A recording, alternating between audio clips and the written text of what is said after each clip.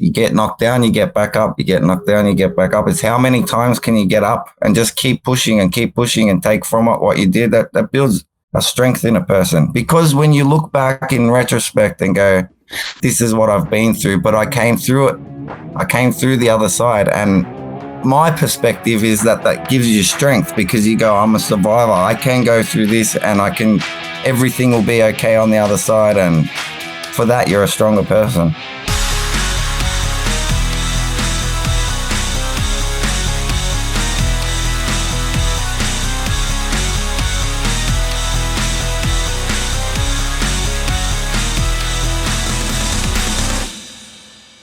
Welcome to the Bert To The Bone episode 3. That's it. Bert To The Bone. And my guest today is the one and only Aussie elite himself, or Aussie Dodo, or Aussie original. It doesn't matter for me. For me, it's Mark Eaton.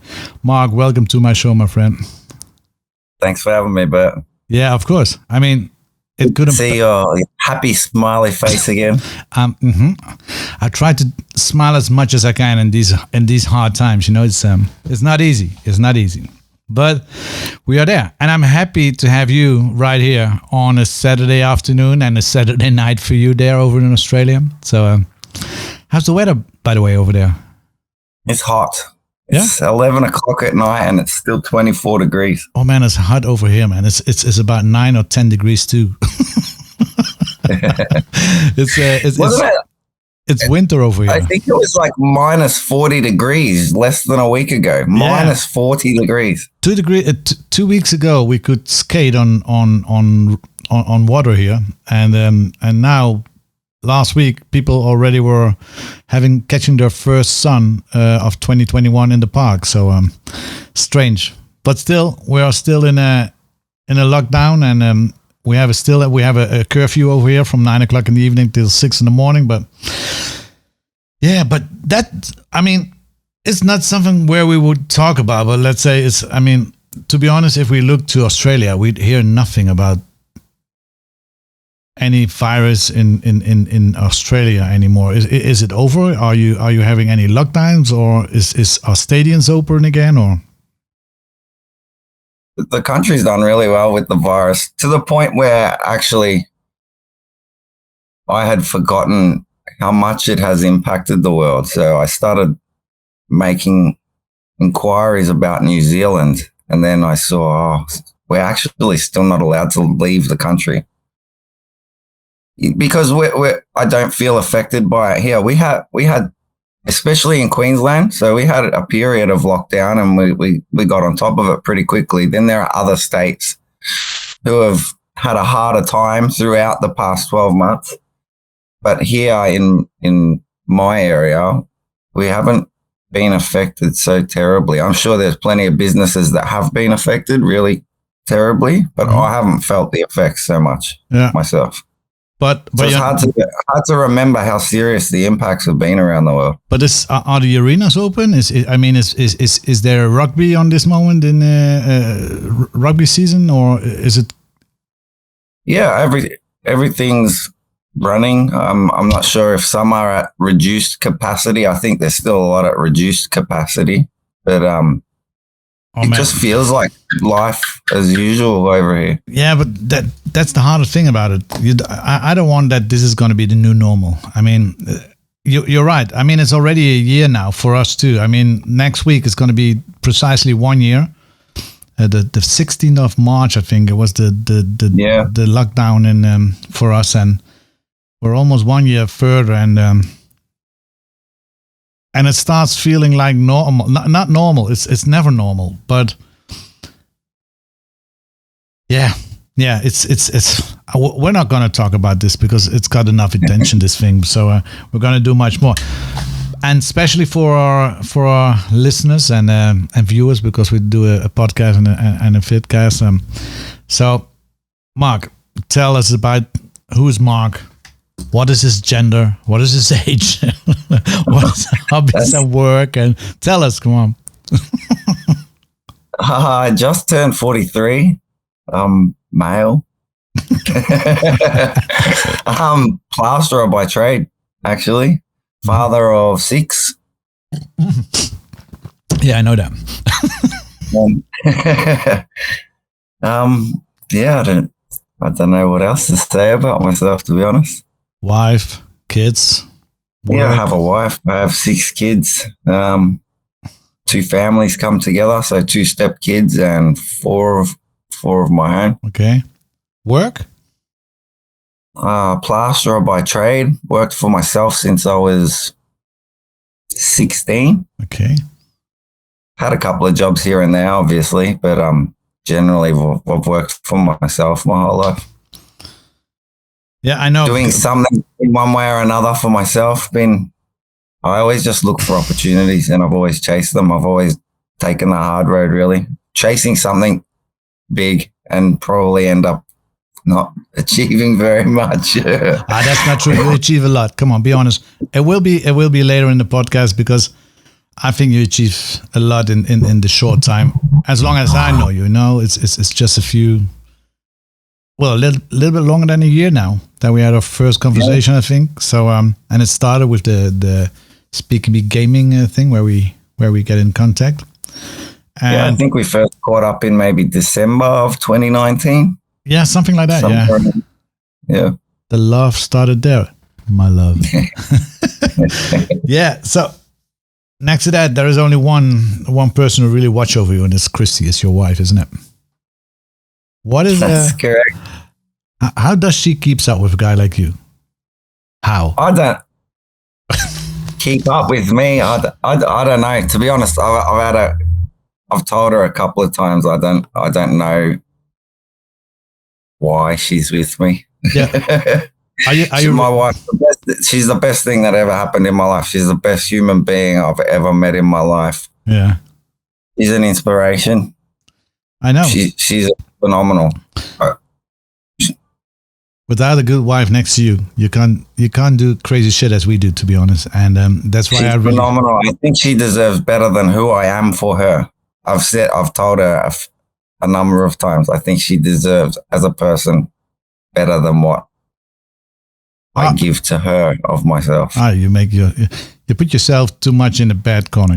You're a good guy. You're a good bloke, and start learning you now, and start knowing who's Mark. And but sometimes you're hard for yourself. You're stressed chicken. If I see it, we call it a stress kip. We call that over here in the Netherlands. But I just literally say it now in English. So, but yeah, I mean, having 6 kids, 7 with you, and I mean, it's not an easy job. But I mean, I know how much commitment it is to do the things you do with organizing the Speakerbee stuff and games and everything next to that. And I know where you want to go in the next coming years. So yeah, I really was thinking from how does she keep it up? Is there something in your relation that you made an agreement before you started with something like Speakerbee or? No. So she knows that I'm very much an all or nothing. So when I do something, I throw absolutely everything into it. I get stupidly obsessed. Yeah. And we have a good relationship. So she has complaints, obviously, as every relationship does. She thinks I don't have any balance, which is a problem for her. But at the same time, I chase what I need to chase. I just live my life, yeah, and I good. don't stop her from pursuing anything she wants to in life. I get happiness out of this.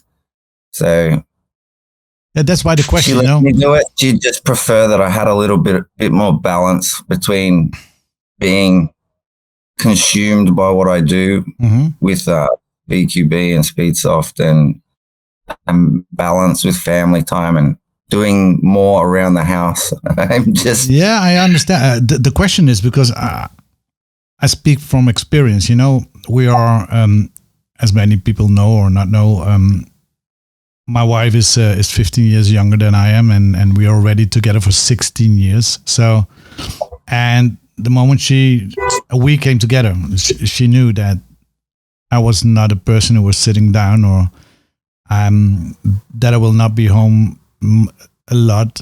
But that were actually without committing to each other. It was an agreement between her and me, but we live a life like that. So she gets used and I get used, but if you don't have a person like that next to you, you can't do things that I never could do things that I'm doing now. And she gives It's me very true that the things we strive to achieve depend a lot. If you're in a relationship, it depends a lot on having the right kind of relationship, because there are many relationships that can't handle it.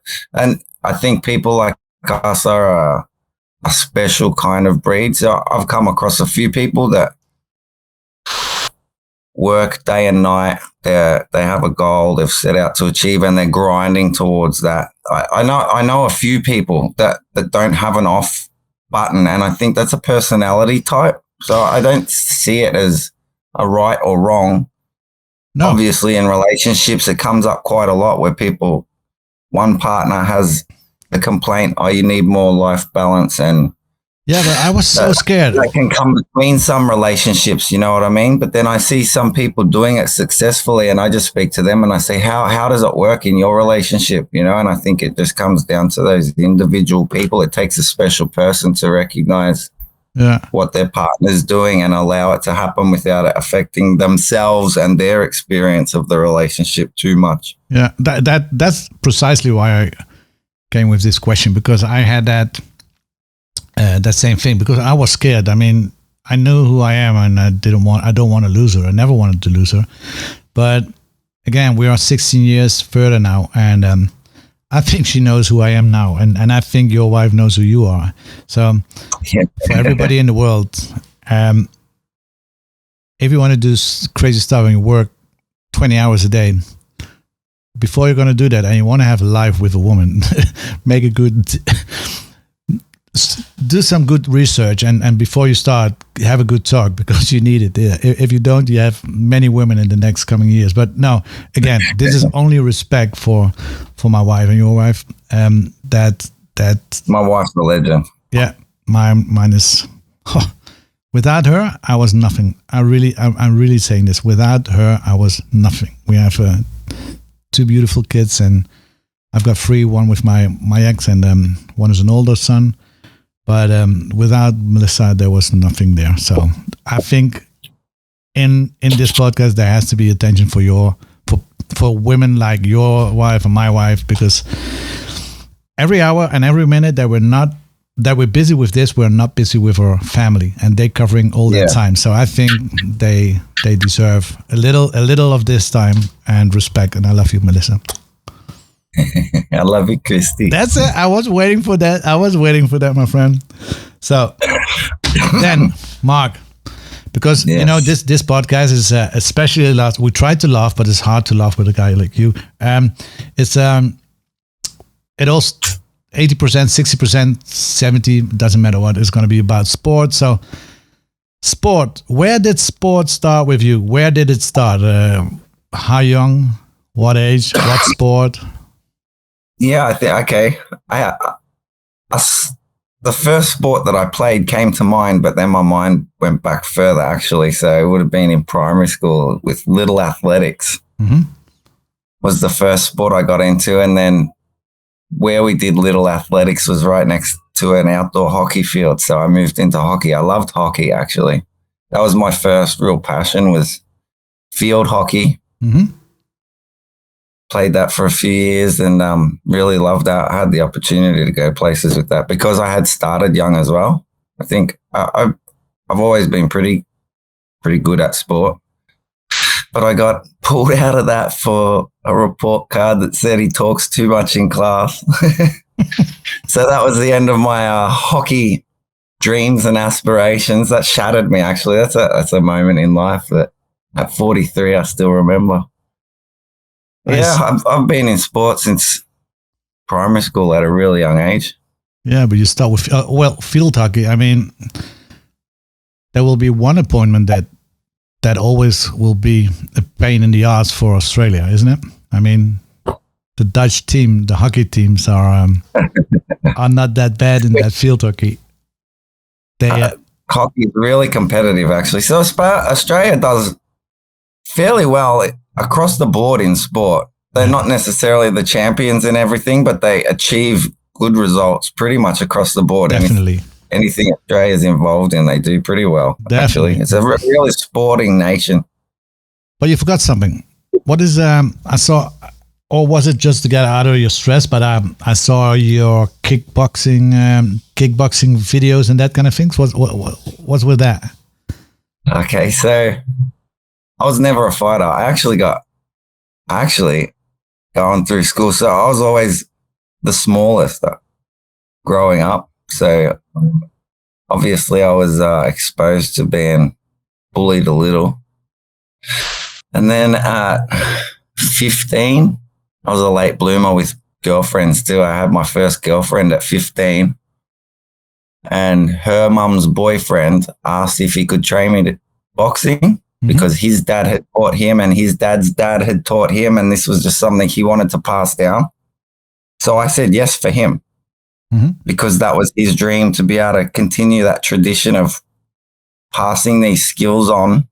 So I said, yeah, I'll train. And so my introduction to the fight scene was with the personal trainer from the beginning. So I started to learn boxing and did well with that. Did well, actually. Got spotted by the Olympic committee, who asked me to start the Olympic tryout process, and fought for the state. Traveled interstate fighting I was living in Victoria at that time, so we traveled down to Adelaide, fought there, and I fought this guy who was like 7 feet tall, and I was 5 foot nothing, but did well. It was a good fight. I didn't win, but it was a good fight. And the feedback came back that they liked my sportsmanship. Obviously, I have skill. I was a technical boxer, so I'm not a Mike Tyson. I wasn't a knockout artist, but I was really good at the art of boxing and good sportsman. So that's something that they wanted representing the country. So do you have an idol? Got invited. Do I have an idol? Yeah, in kickboxing. Did you have an idol in that time, or I mean, again, there. Koshtizu, actually, Koshtizu. I always loved Koshtizu. His skill, his ability, and the way he carried himself as a champion as well. The respect that he had. He didn't get caught up in any of the bullshit, but he was a monster boxer too.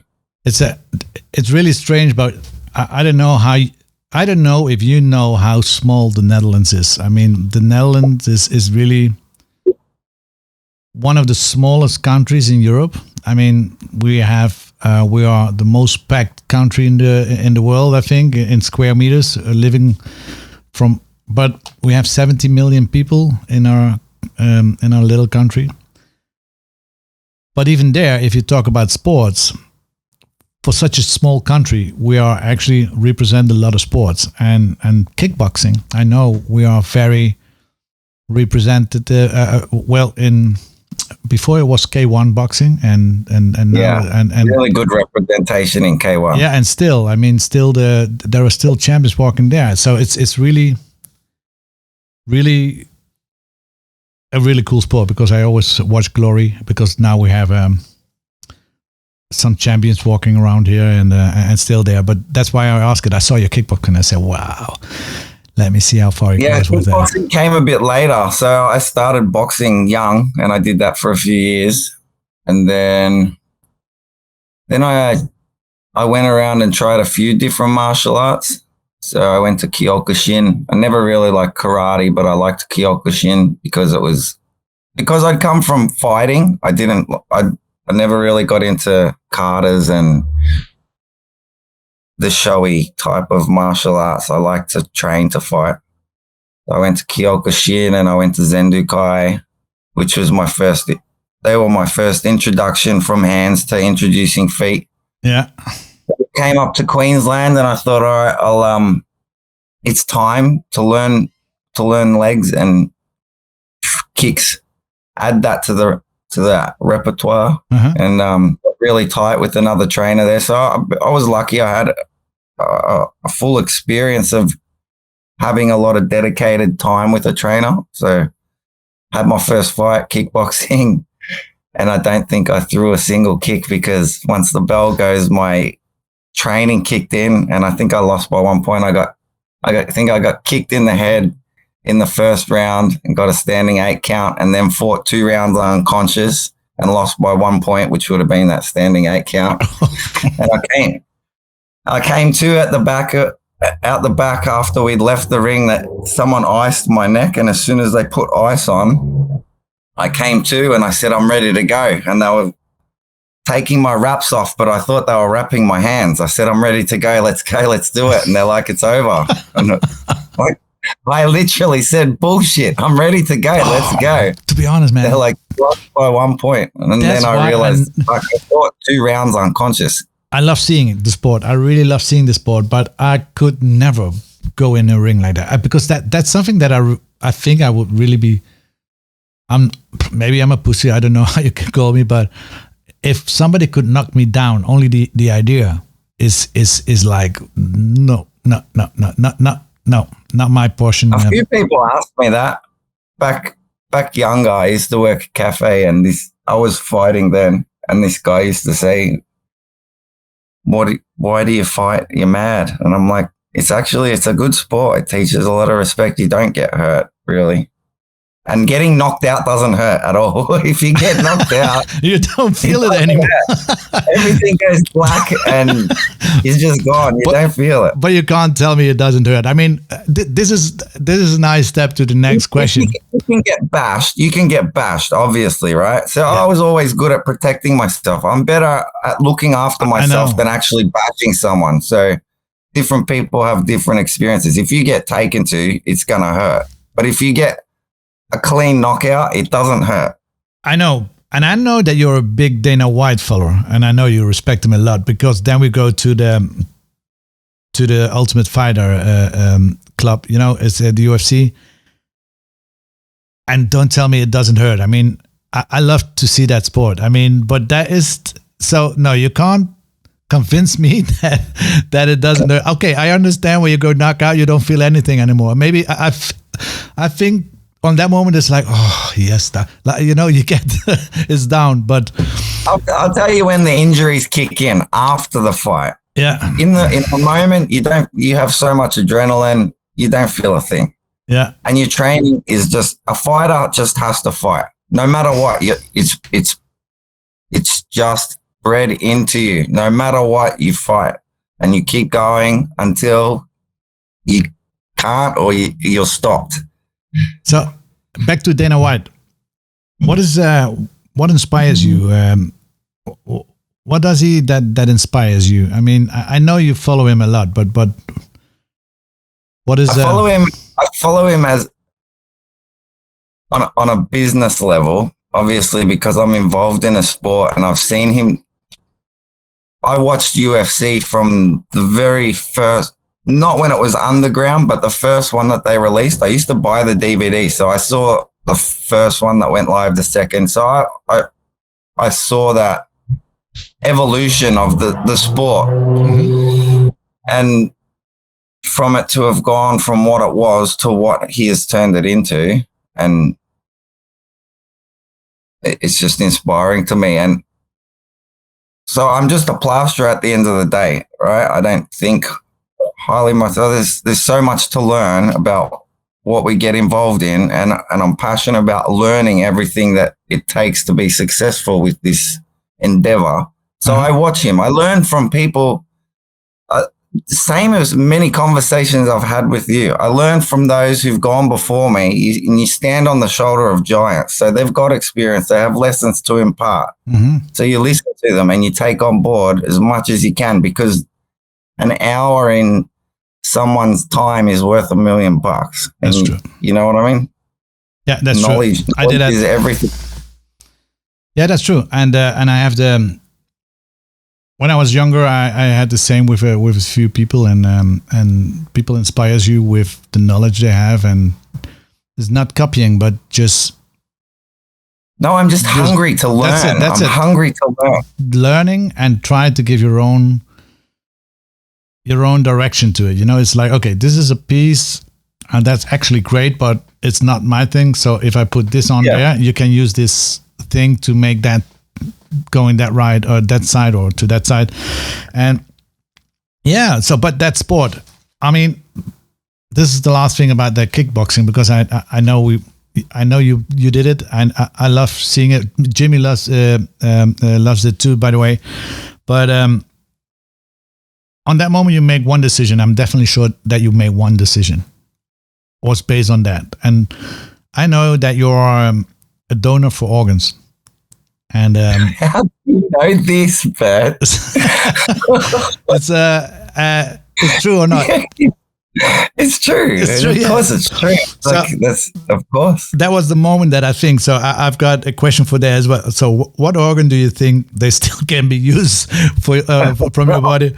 And if there was a part that you hope that's going to have a second chance in somebody's life, what part would it be, Mark?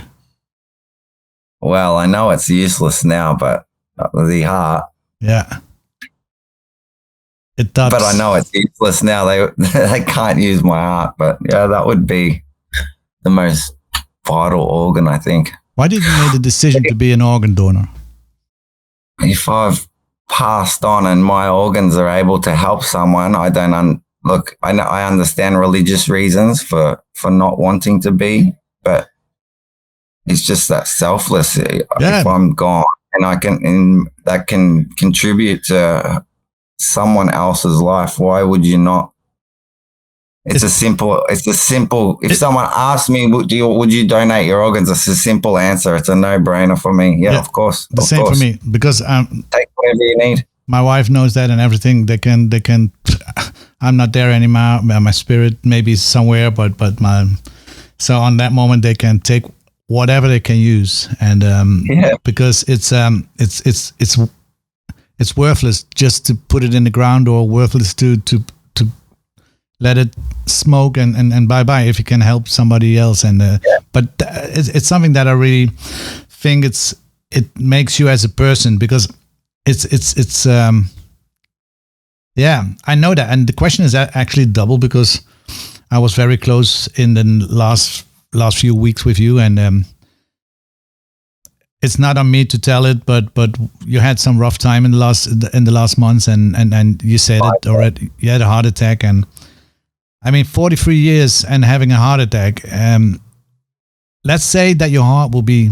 Your heart is still in a good condition. I think it needs some attention, but I hope it's not that bad that you can't move anymore because you get a heart attack. Yeah, well, I'm doing fine. The doctors have said, yes, I had a heart attack. It was 2 days before my 43rd birthday, so I was still 42, which could have been a tragic story in itself. You know those stories, he died 2 days before his birthday. But I feel like I'm recovering really well. When I speak to the doctor, he's trying to tell me without actually using the words. It was quite a massive heart attack. Pretty much saying you don't get a second chance, because I'm of the opinion maybe that was a warning, and it'll probably take my second warning for some habits to be another kick in the ass to curb some habits. And he's pretty much saying, I wouldn't rely on having a second chance. The only thing that you have to do is stop smoking, you stupid. So it's every time I see you, because I'm doing this on purpose, because I really want to get on your nerves with this. And but did my wife put you up to this? No. I mean, I think I have to meet up with her, because now I think it's Mark. I smoke. I'm a bad advisor, because I smoked myself for 30 years or 28 years, but I stopped in no time. I stopped and I just threw them away, and now I'm already. I think more than 12 years or 14 years. I'm stopped now. I came on some weight, but I still think a lot of weight. But I still think it's more healthier than smoking. But it really ruins so much. And I know it's. I'm still an addict. You know, I smoked it, and I know how it tastes, and I know how it's. And I'm staying an addict, because a lot of people say, "Oh, I know if I'm gonna get one little shot, it's over." I can't, like my father-in-law, you know, he stopped smoking, but every party we have, or there is a birthday party or anything, he can smoke, and after that he stops again. I wish I could do that, but It's not on me. If I do this, I'm there. You know, you stay addicted the rest of your life, and so every time when somebody's next to you and you smell that, it's like if you know what it is, it's not ugh. But on the moment when you stop smoking, I know I just want to have you longer around us, and that's why I keep. It all comes down to a mindset, but like I gave drinking up just over 18 months ago. So I can be around drinkers and it's no problem for me because the mindset was I'm done with that. I do the same Smoking, with smoke. I'm not quite there yet. And I'm not afraid to die, actually. So it's a hard conversation, this one, because I've been called on whether I'm being selfish because I'm not considering my children and the effects of those around me. And at the same time, I'm just living my life and not afraid of the consequences for myself. Of course, I care about the effects for those around me, but I'm not afraid. Yeah, I don't think, you already said it. I don't want to live afraid either. I know you, and I don't think you're a selfish person, but in this, I think it could be selfish, yes, because you have kids and you have a wife and it's not one or, 6. And so, yeah, it's more reason to think about it, but yeah, it's just how you live your life, and everybody has his own, his own way how to live his life. Let's stop about this. I'll get there. It's fine. I'll get there. It's just a process. Get candies. When I'm there, it will be easy. When I'm there, I'm just not there yet. Okay then, Mark, what is your biggest fight till now? My biggest fight? Yeah, doesn't matter on what level.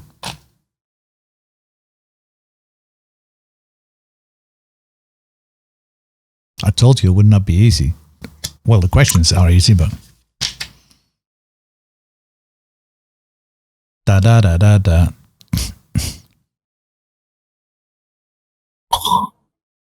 Well, okay, I have to talk now because people are thinking that the podcast is over. So it's a tough question. I've had a lot of fights in my life. Just trying to pick the hardest one is difficult. So, the hardest fight.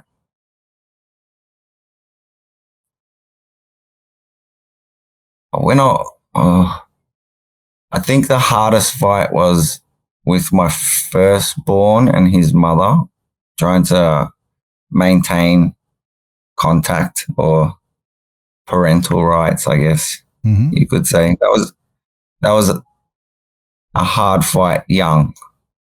Yeah. Which took a toll, actually. I only had, after a year of not seeing him, I came to a conclusion that it was time to walk away because he would have gone through a period of time of readjusting, and I'm like, I don't want to disrupt his life anymore, so maybe I need to let go. Okay. But then I still kept fighting anyway, so. And now he's still with you? Yeah, so he's got a terrible story too. His mother passed away at a fairly young age of 14 in horrible circumstances. And I live in Queensland and I'm from Melbourne. He was in Melbourne with his mother. And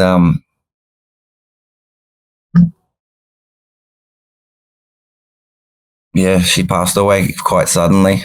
What was the question? I lost the train of this thought. The question was, what was the hardest fight you had? And I understand. That was a hard fight for me. I fought, for me, I understand it. That was a hard fight. There was a period where we didn't have contact, and then we had contact, and then his mother passed away, and I brought him up here to Queensland, and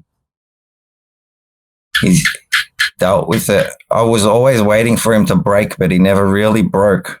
So that's a hard fight. That's one of the hardest fight. It's it could be everything, it could be with sports or anything, but it's cool. It's nice that this is your hardest fight. And I believe that because I would have the same feeling. But I fought all my life. I was out of home at 15. So I have fought my whole life. In one way or another, I've fought, whether it's fighting for something good that I want in my life or, a relationship that went sour, or Yeah. I've just always been fighting. Let's It was a time where it was quite tiring. Actually, I was sick of fighting. I understand. And then, and is there some positive coming, or is there? I mean, some people say, well, when you have a bad life like that, it always stays negative. They say that themselves, because I always think there is a turn in your life that it's. I mean, you make your life yourself, and sometimes, yeah, you can't choose. I know that, but. I got a saying for you, Bert. I have a saying for you, Bert. I don't see my life as a negative life. Mm-hmm. It's not. This is the saying. It's not what happens to you. It's how you deal with it. There are people who have an experience in life, and their perspective is that it validates them to be a victim.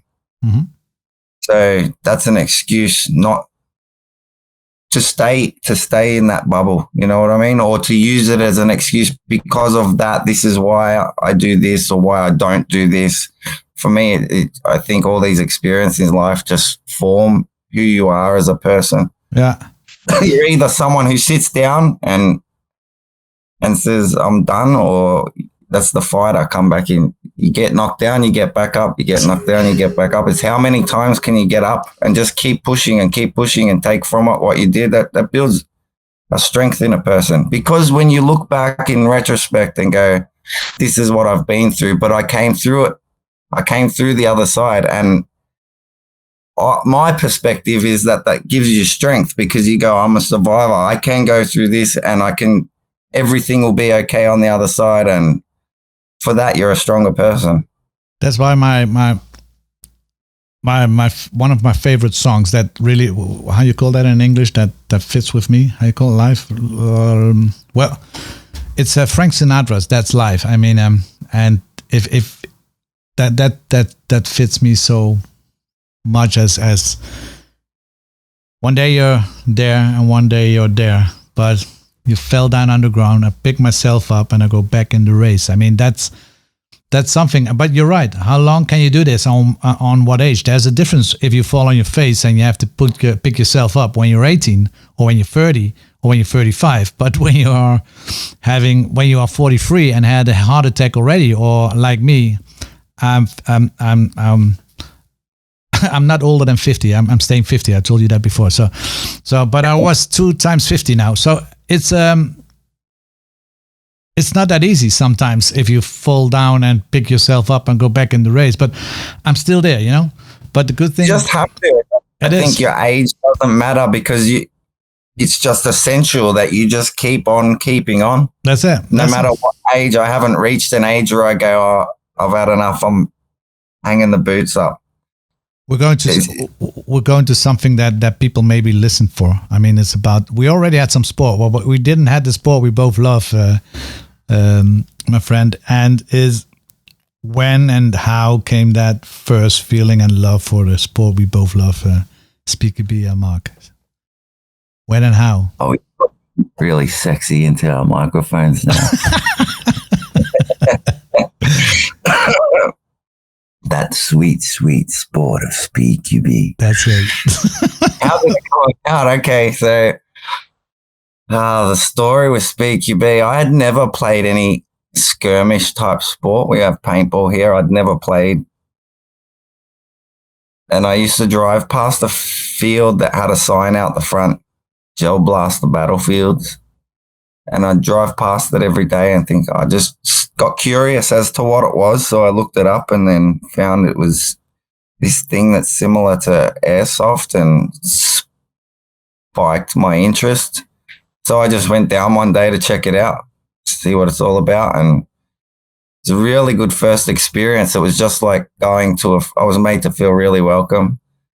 Just like going to a mate's house and playing with a bunch of his mates. So that became sort of my home field, and I went there a few times and then started taking my daughter. It was a good time to have some father-daughter time. She was quite young at the time, actually, only like 6 years old. So, yeah, that was playing skirmish type. I like sneaking around. I wasn't a runner or anything like that. I'd like to sneak in the bushes and sneak up on people. But where was that moment? I know where my moment was, but where was that moment, your moment, like, this is what I'm going to do. This is definitely what I'm going to do. It was a process for me. So there was another field, had a speedball event. I went and checked it out. Then in that same sort of period, so that sparked my interest. I'm like, okay, I'm down for this. I like this sort of style. And then I was watching NXL at the time. And then obviously I discovered SpeedQB and I started watching that. And then I just thought, why is no one doing this here? I went and checked out another speedball event and I just kept thinking, why is everyone trying to reinvent the wheel when there's a perfectly working wheel there? And then I was at one of those events and I saw someone with a dye mask. And I asked them, have you heard of SpeedQB? And they're like, fuck yeah, we've been waiting for someone to bring it in here. I'm like, I think I'm going to look into it. So I sent Roy an email and that was the beginning of the process. And it was a challenge because he gave me 3 no's, straight up no's. I just made an inquiry just how we get involved sort of thing. I really like what you're doing here and I'd like to get involved with you. And it was like a no, which I understand why. But his third no was, but send us a link to what you've got going on there. So that was my little foot in the door to go, okay, it's a no, but send me something. So I went, okay, we need to send him something. So I built a set of bunkers. So it was 6 weeks from conception of having an idea and reaching out to them, building bunkers and getting some players together and filming something to send to him. You know what I mean? Yeah, I know.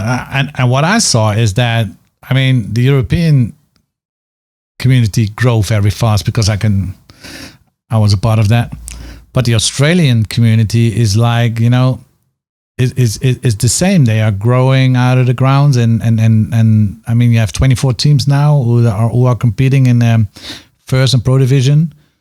So yeah, we have 24 this year on our roster, but I know there are more there. So we had 30 teams show interest, and I know there are a few more teams, and that's just in one region, Bert. There are a few more teams that didn't show their interest. So I would say there's maybe, let's say 35 teams that are already formed within our region. Then we were set to start the exhibition rollout in South Australia, and we had 12 teams.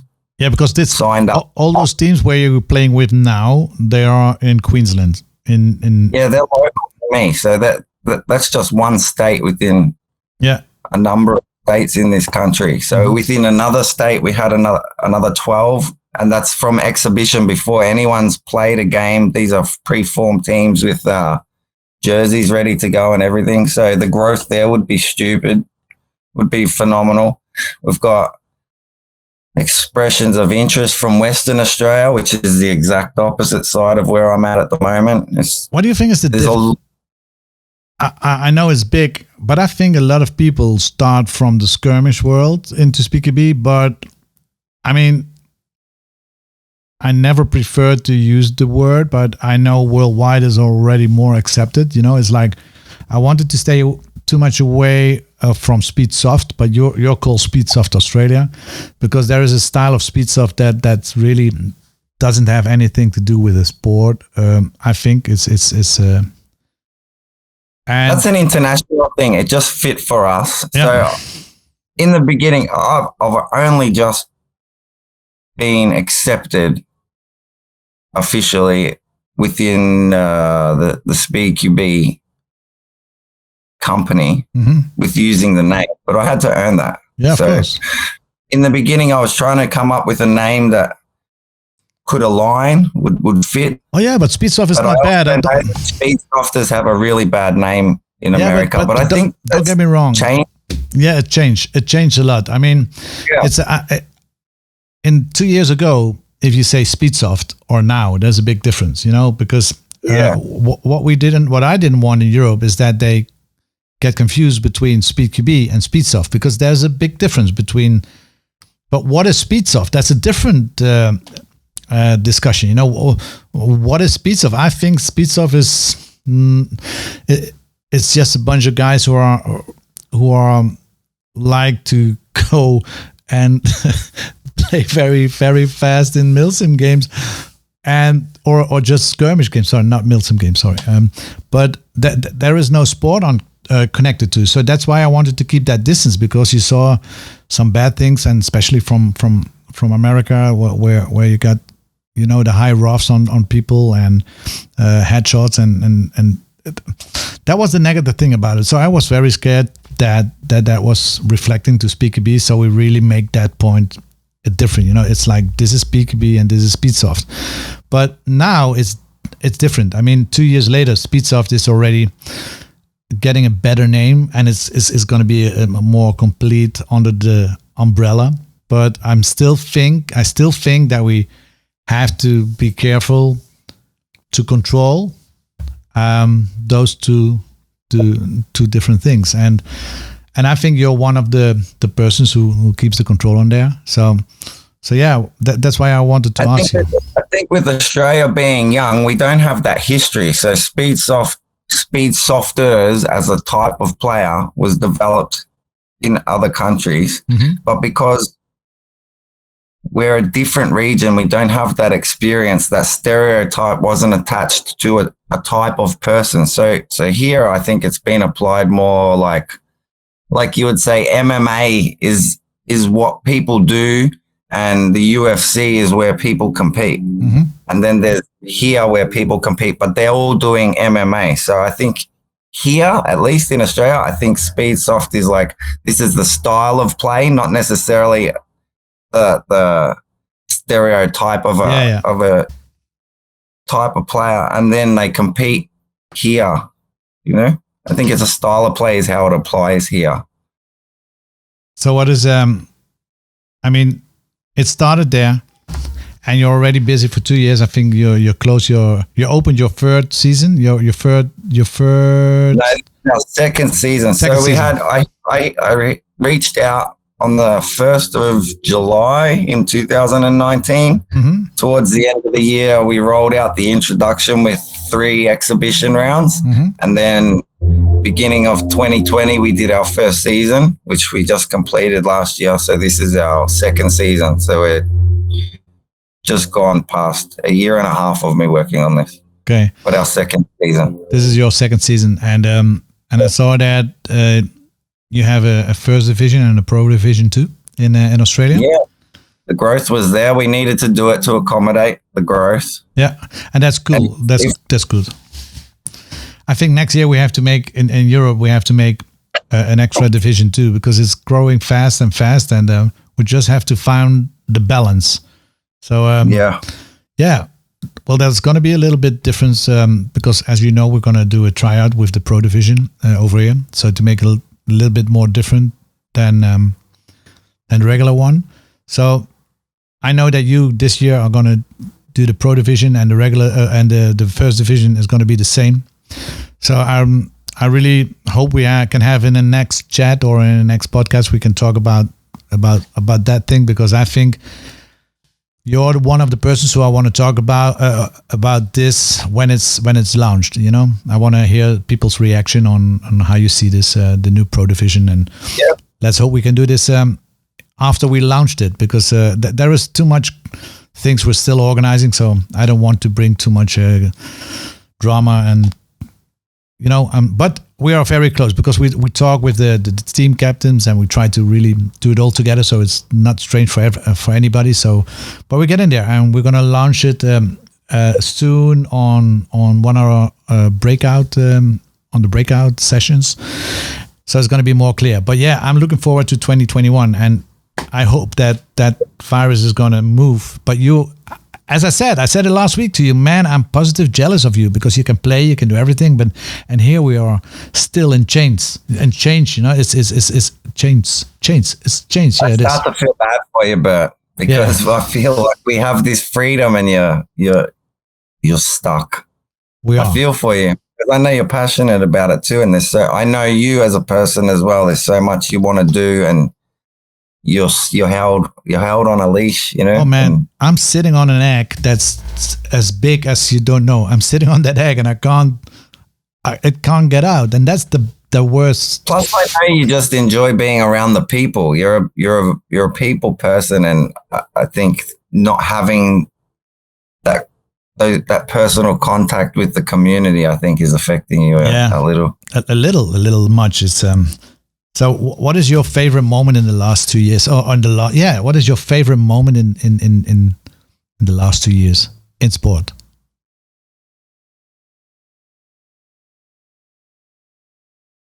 I'm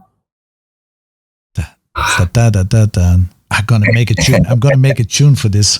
When I ask something and people are waiting longer than 3 seconds, I'm gonna put that tune. So we've got something where people have to think about. My greatest moment actually was after the first event of this year, and it's sinking in that we did it. It was a really good event, the first one for this year. All these new teams, the community was good. We had a call from an international guest who made an announcement to our teams. Thank you for that call. Who was that? No, I know. You're welcome, my friend. Just seeing their reaction. So I'm always caught up. I'm just busy working. I don't take much time. How is that new layout? How is that new layout working out for you and for the teams? Make the rest of the world jealous because you already played on it. That I feel bad for because you designed it and you haven't had a chance yet. We still have to put some more bunkers in there. I'm about 10 L's short. Yeah. Okay, so you can't decide about it. So you not exactly what your design was. I know that the change of layout they loved, and I've gone with the full extended field this year. So there are plenty of elements that they love, but I can't speak on your design 100%. So next game is going to be 100% the field the competition field. Without a doubt. It's like Brazil, man. I saw from Brazil. I saw a video, and I'm looking forward to these guys. They are growing, and they are growing as fast as wow. It's like a jet. It's like as a sport. I mean, I see the teams there, and again, what I saw from the Australian community, that was great. I mean, you grow fast, and the commitment from the community is like, but I always think like people from Brazil, their standard and the economic thing there is much less, and it's they do everything. It doesn't matter if it's with a wooden thing or it doesn't matter, but they want to be the best in everything that has to do with sport. And I think we catch a country that has that same feeling on Speaker B. They do everything to gonna be the best, and they want to be a number in that. And I'm supporting that. You know, I really want. I'm following them very. And one of my next guests is going to be Cadu, the one who, like you are from Australia, and Cadu is the one from Brazil, and because the passion and everything they do in there, it's crazy, and that is. What I hope for you is that in now and a year or sooner, I wish you your own arena, your own field, because that's a part that's missing. Yeah, that's a major goal for me actually, and it's going to be a hard task to achieve. In all honesty, it might take. I'm prepared for it to take some time. Yeah. I think it's working okay. The teams need it. The teams need it. So we're working well as a pop-up event. And I think the arena is a nice facility, but the teams want a home. Yeah. You know? But maybe there is a solution, I hope, in the next coming months.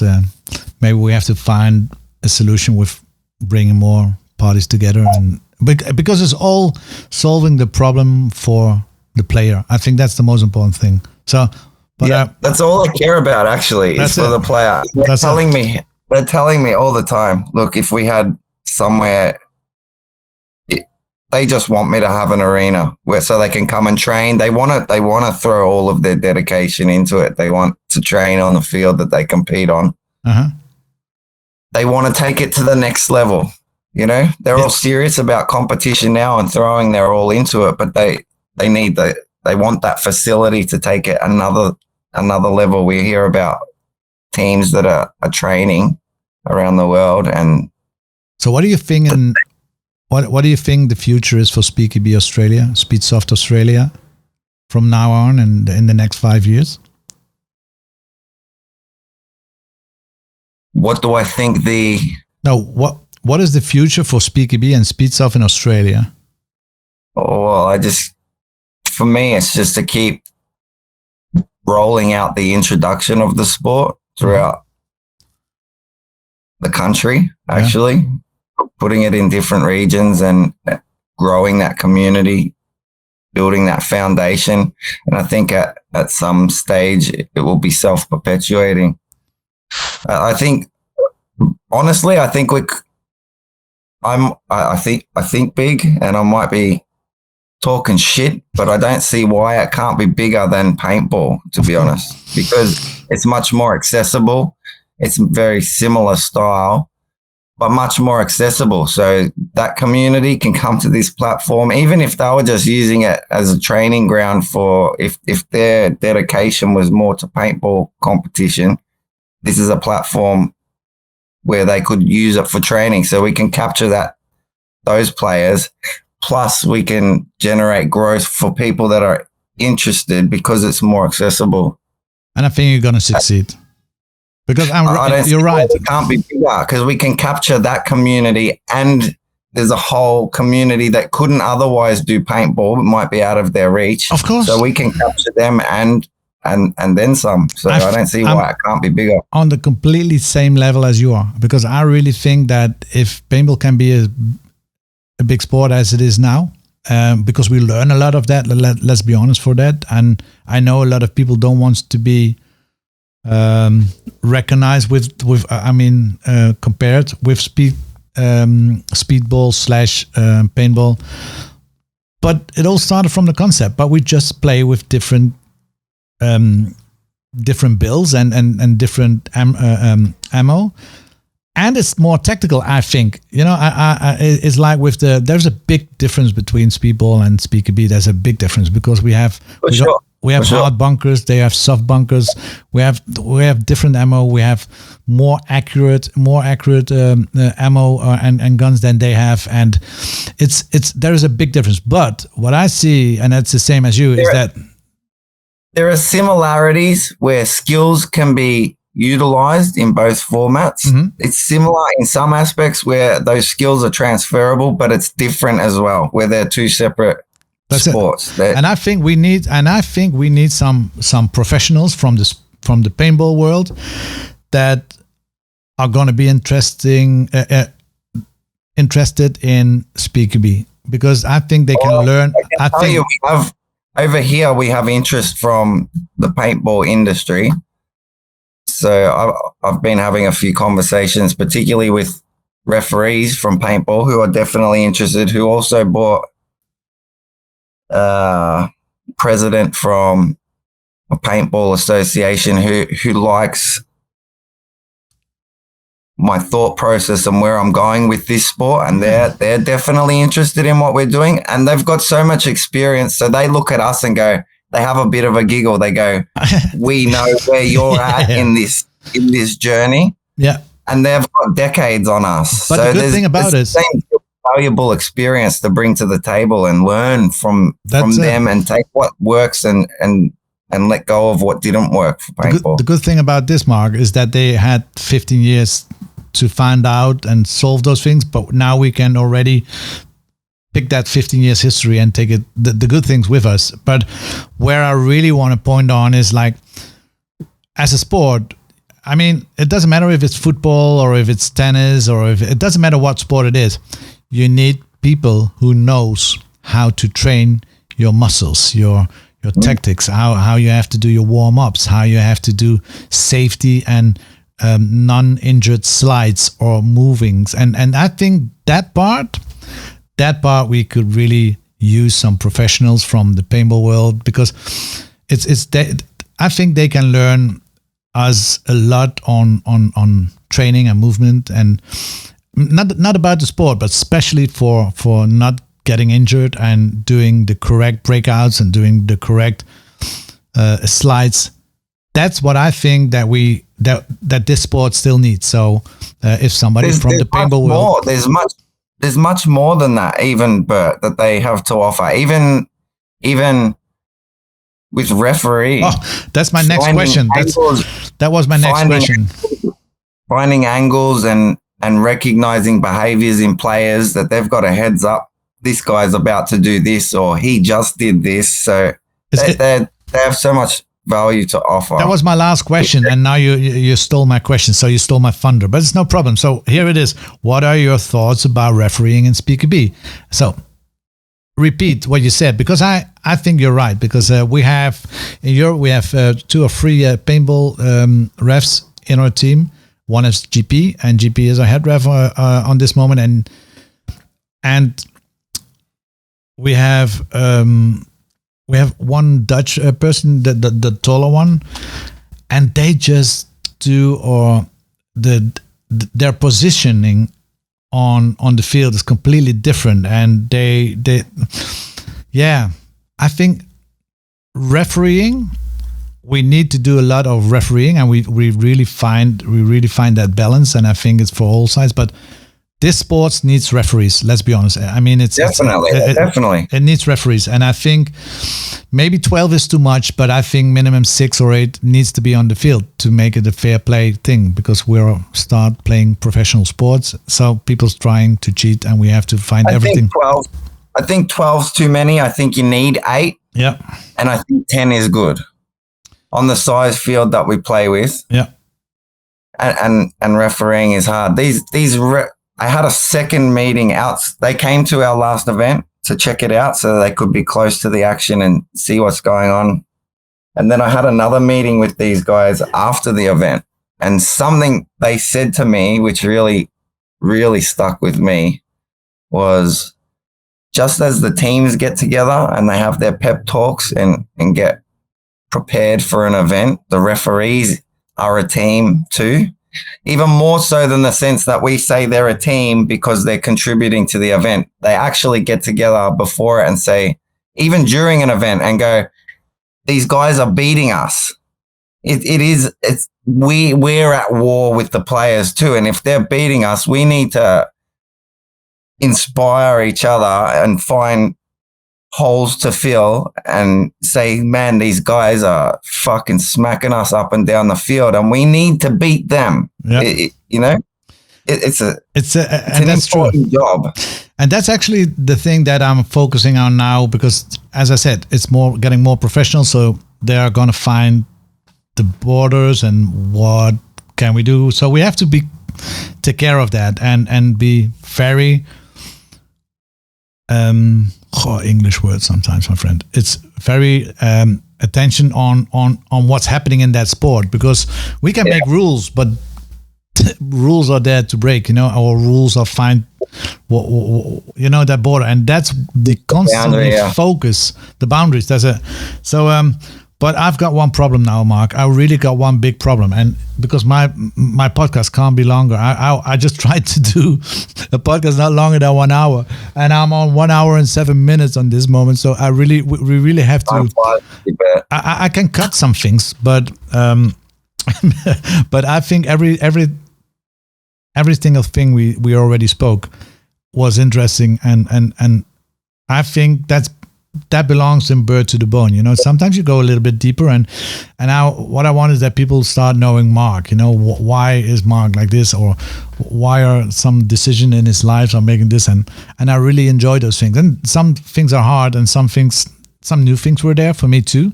It's like I know you better before we started this podcast, and the love we share a lot is SpeakerB. And next time we're going to do a podcast only talking about SpeakerB, and it's going to be a podcast Mark B or something like that.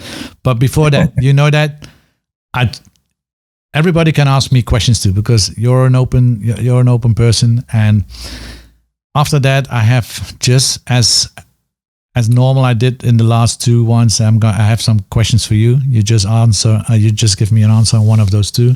So if you have any questions for me, Mark, I hope I can give short answers because time is over. But I promise you, I will do the whole podcast. So I will not cut in time. Let's go. I have 3 questions. What is your greatest fear? Because I want to know you as a person too. So I don't really actually want to talk about the sport unless it's involved in your answer, but my questions are not sport related. What is your greatest fear? My greatest fear is that my family will be not punish is the wrong, will be suffering for the dreams I want to make come true.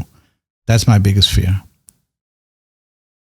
So I know what I put on the line for this, and it's personally, it's financially, it's everything, but I never took a bigger risk in my life than I do now. So that's my fear. My fear and my thing where I work for every day is that they never have to suffer for the risk and things I'm doing now.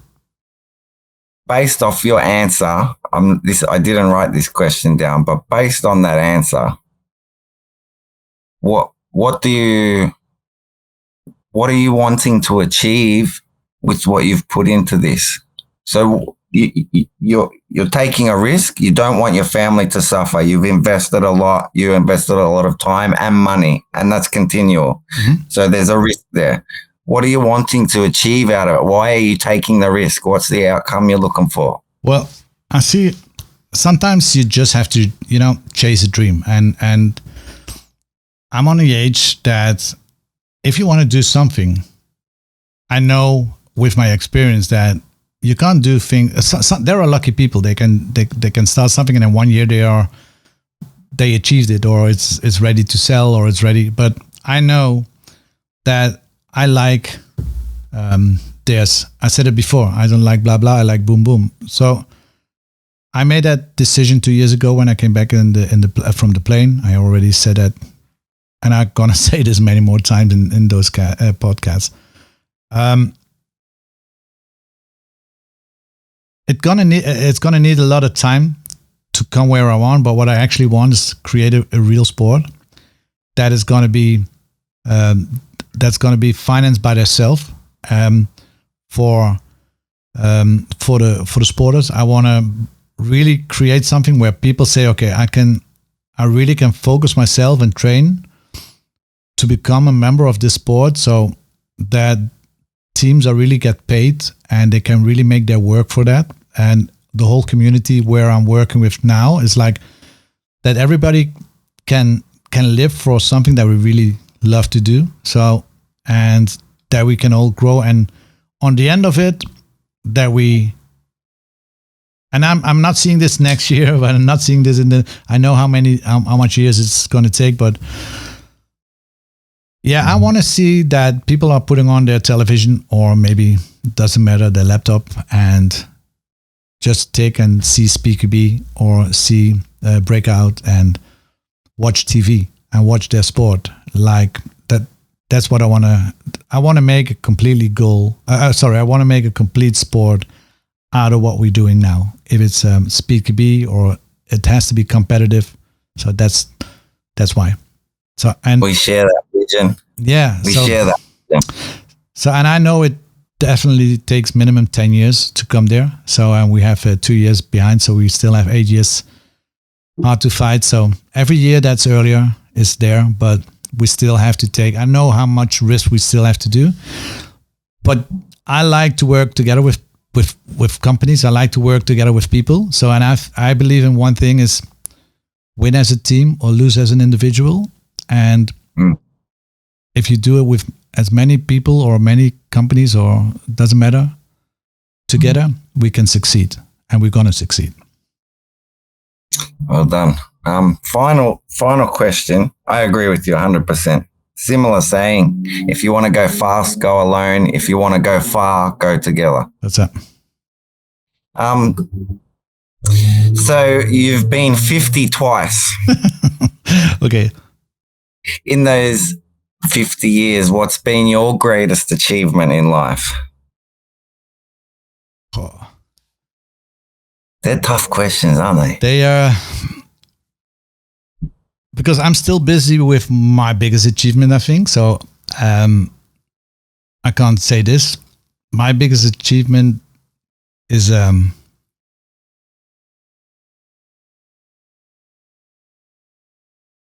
becoming an there's a lot. Yeah, that I really have to think about it, because this is going to be a long story. So, but I want to give the honest reason is, of course, my kids. Those are my biggest achievement. I mean, but I don't do this alone. I do this with Melissa. My relation is my biggest achievement. But my biggest achievement is that I know where I come from, and I came from a working class family. We had, or I don't know how you call this in English, but we had a company at home. We making streets, and very with, how you call that? I don't know how you make that. We making really with blocks. Yeah, streets. We're making streets. It was hard work. So every street you walk on those things, we make that. So it was hard working. And when I was 17, my back was gone. So, but we had a lot of people working for us, and we working for city halls and that kind of things. But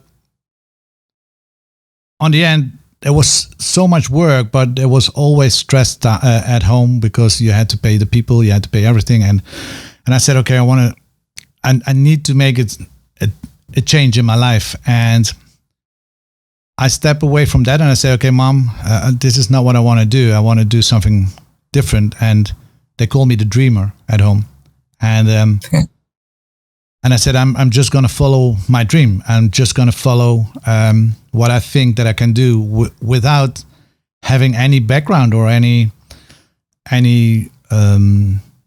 school or something like that. So I started from that way, and after that I learned myself. And I think my biggest achievement is starting from a poor working class family, created many concepts, because this is not my only concepts. There are already people living a very good life of concepts I created. They are made a lot of money of my ideas that we created. And that's my biggest achievement, that I really brought something, not one thing, but I brought some different things in this world that are still used. And that's my biggest achievement from where I came from. Well done, mate. Yeah. Come from nothing and made many great things. Yeah. So, but I tried to get it in one story. So, yeah. Yeah, I dig it. And the bad thing about it is that other people are getting better of it than I did myself. But that's me, I don't care. It's as long as I love what I'm doing. But when you're getting twice 50, you have to think different. So, yeah. Get the first question and this question together, and you know where we're gonna end. So yeah. Now is my time, isn't it? Yeah. Let's get into the real hard part. Hey? No. It's the funny part, Mark. This is the funny part. So, for people who doesn't know, Mark is gonna get questions, and there is 2 questions in one question, and he has to go for one of the questions. So. Fast or slow, Mark? Fast. UFC or kickboxing? UFC. Black or red? Black. Crocodile or kangaroo? Forget it. Don't even tell me the second one. Crocodile's my most favorite animal in the world. Okay. And I wrangled one by hand. I caught one by hand. Poor or rich?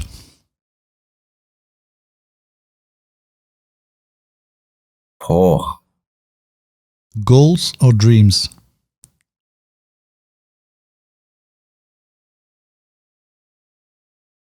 Goals. Speaky B or Speedsoft? Speaky B. High or drunk?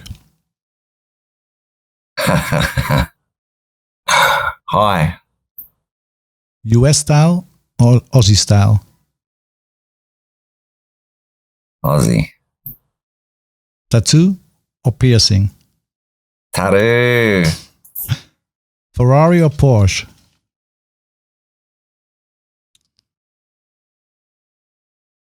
Ferrari.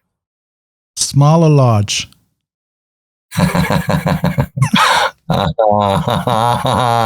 Small. Redback or tarantula? Tarantula. Oh, redback. My wife had a tarantula. I bought her 2 actually, and I hate spiders. And I bought 2 into this house. Sex or sport? Sport. Hard or soft? Hard. Pistol or M4?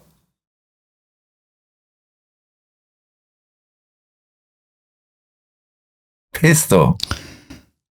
Aussie Elite or MLP? Oh, Aussie Elite. Sorry, MLP. Chicken Parmigiana or meat pies? Parmigiana. 100%. Jimmy Crude or Conor McGregor? McGregor. I'm a McGregor fan. So, one more kid or new wife?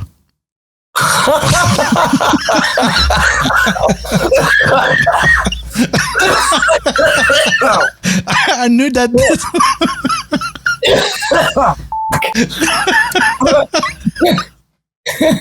For one more kid, I need a new wife. But I do love kids. I'd have another kid any day. Okay, good. And I wouldn't change my wife for the world. That's it. I asked for another kid actually. I'm in the head, but yeah. Mark, we passed our time. We really passed our time, and I really enjoyed every minute of it. So, people, if you want to know more from Mark, just mail him at go and watch him, follow him on Instagram, and follow Speedsoft Australia. He's a great bloke, and I really enjoyed this, Mark. Thank you for being my guest, and this is going to be the longest podcast, and I'm going to do them full, but thank you for your time.